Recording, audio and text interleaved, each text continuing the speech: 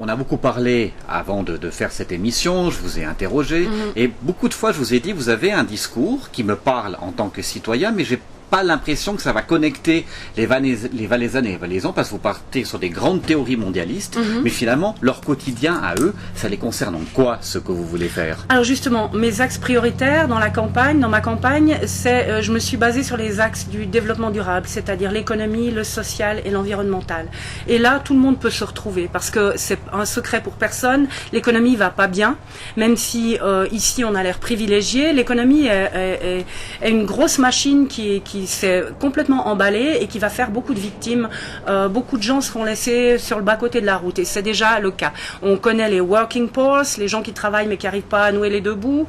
On connaît toutes sortes de dérives. On connaît le dumping salarial, même si en Suisse, paraît-il, ça n'existe pas. Mais moi, j'ai des témoignages bien précis que ça existe et que c'est une pratique quand même assez courante.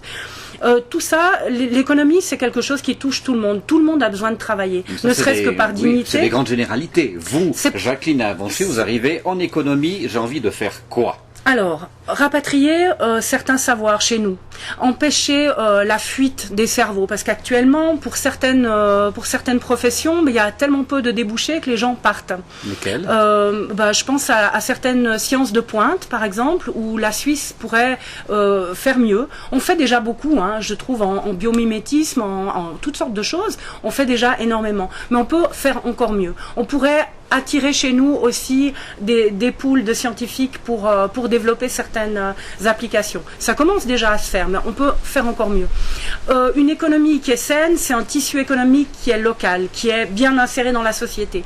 Si on a de grosses multinationales qui viennent, qui font du tourisme industriel et qui partent, je veux dire, quel bien est-ce que ça peut faire? Mais tout le Valais a reposé sur ces multinationales jusqu'à présent. Ça a bien fonctionné. Oui et non. Si on s'intéresse un petit peu aux chiffres bruts, en termes d'impôts, par exemple, on peut voir que là, il y a des gros trous.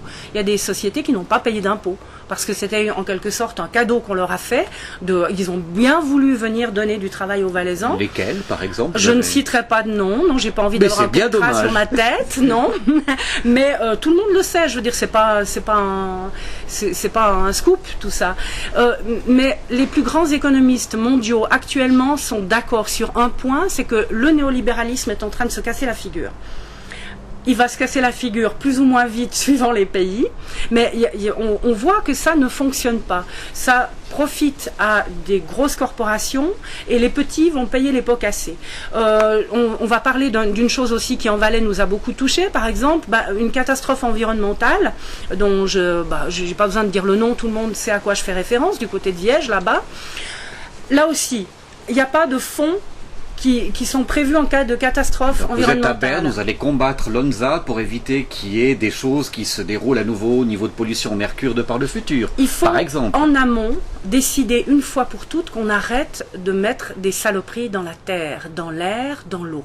C'est pas compliqué. C'est faire un peu de éco-conception, point de vue industrie. Ça se fait déjà dans d'autres pays. Il faut impérativement qu'on le fasse. Le nombre de rivières et cours d'eau pollués, et pas pollués nécessairement par des choses très visibles. Moi, j'ai fait un travail dans mon diplôme pour l'environnement sur les micropolluants.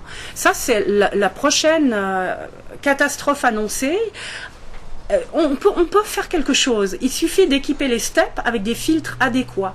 L'argent qu'on aurait mis pour les Gripen, par exemple, c'est grosso modo la somme qu'il faudrait pour équiper les steppes avec ces filtres. Il y a une société qui existe à Ried qui fait des recherches là-dessus. C'est très important, voilà, ouais. Mais vous êtes à Berne, il y a 35 lobbyistes qui vous tombent dessus pour vous noyauter.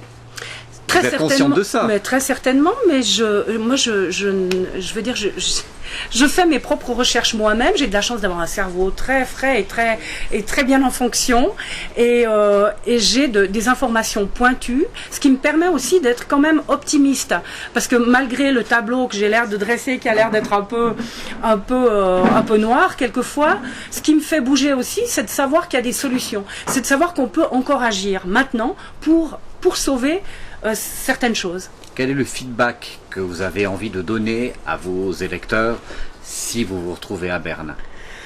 Parce que l'habitude, c'est j'y suis et après je me débrouille, puis pendant 4 ans, je fais un peu ce que je veux.